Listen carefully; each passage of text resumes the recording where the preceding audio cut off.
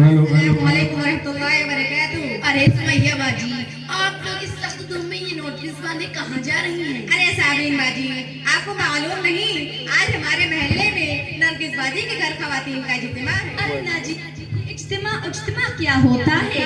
सुनते सुनते तो मेरे कान ही पक गए। जब देखो इज्तिमा, जब देखो इज्तिमा।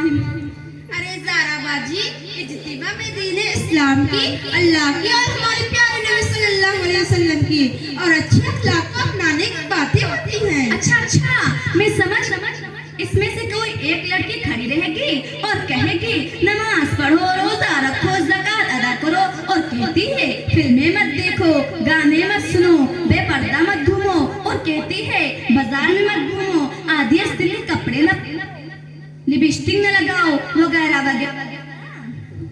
हाँ हाँ, वो हमारे मस्जिद के इमाम साहब है ना, वो भी इसी तरह की बातें करती हैं। ये सब बातें सुनते सुनते हम सबके कान ही पक गए हैं। ये सब बातें ना करो भाई। अस्तगफुरुल्लाह, अस्तगफुरुल्लाह, माफ करेल्लाह, ये आप सब कैसी बातें कर रही हैं?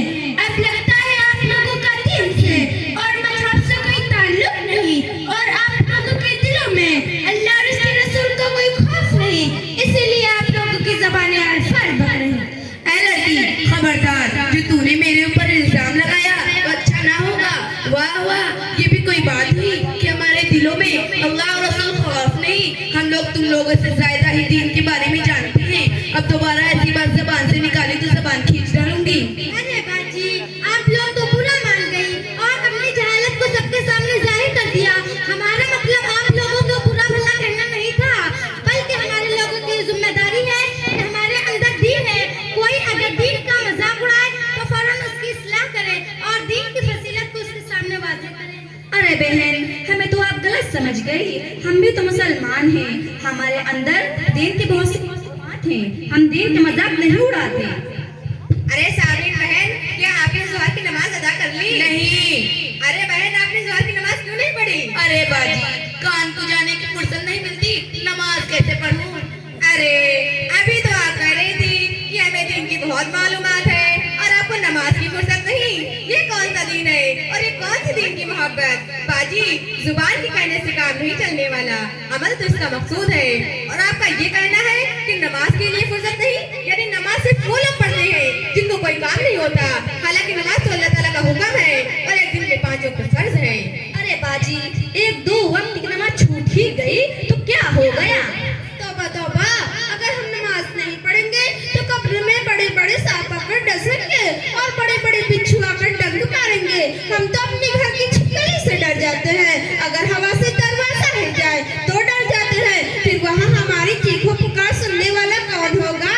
उस अंधेरे घर यानी कब्र के बारे में आपने कभी सोचा है कि वहाँ क्या होगा? अरे बाजी, ऐसी बातें ना करो, डर लगता है। नमाज तो पढ़नी चाहिए, देखो ना नमाज में कितना मजा आता है। बाजी, जानती है नमाज क्या है? हमारे प्यारे नबी ने फरमाया, नमाज मेरी आंखों का नूर है और अल्लाह से मुलाकात का जरिया। अरे बहन, अल्लाह तौबा, अल्लाह तौबा। बहन, ये तो बताइए कि दुनिया में बहुत सी औरतें हैं जो नमाज नहीं पढ़ती, रोजा नहीं रखती और ज़कात नहीं अदा करती। क्या उन्हें भी सांप और बिच्छू डसेंगे?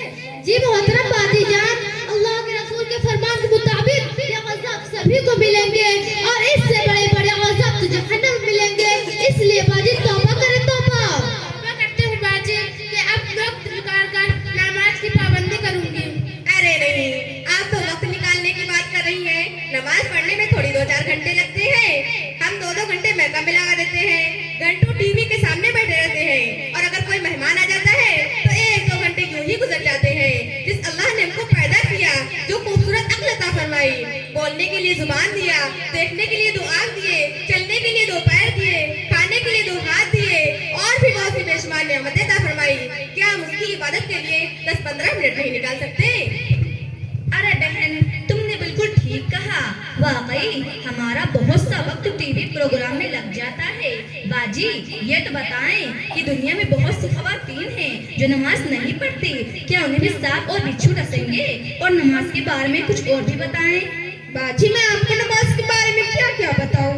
हमारे प्यारे नबी सल्लल्लाहु अलैहि वसल्लम ने फरमाया, नमाज जन्नत की कुंजी है, नमाज मेरी आंखों की ठंडक है, नमाज सुकून है और नमाजी के लिए अल्लाह की मग़फ़िरत है और क़यामत के दिन सबसे पहले नमाजी का हिसाब होगा। और अगर आपकी नमाज अच्छी निकली तो बाकी अमल भी अच्छे निकले, और अगर आपकी नमाज ही खराब निकली तो बाकी अमल भी खराब कर दिए जाएंगे। नमाजी के लिए क़यामत के दिन का नूर होगा और अज़ाब से बचने का जरिया। मेरी मोहतरम बाजी जान, जरा ये तो बताइए आपको इतनी बातें कहाँ से मालूमात हुई? बहुत सीधी सी बात है, हम रोजाना पाबंदी से मदरसा पढ़ने जाते हैं और फिर वक्त निकाल कर महल्ले के इज्तिमाआत में भी जाया करते हैं और वहाँ पर अक्सर ये बातें होती रहती हैं और इल्म पर अमल करने की फिक्र पैदा होती है। इंसान जिस माहौल में रहता है उसका फर्क उस पर अपने आप ही पड़ता रहता है। अगर अपना ज्यादा वक्त इस्लामी माहौल में गुजारेंगे तो हमारे अंदर इस्लाम दाखिल होता चला जाएगा। अगर अपना ज्यादा वक्त गैर इस्लामी माहौल में गुजारेंगे तो हमारे अंदर गैर इस्लामी गफलतें होती चली जाएंगी।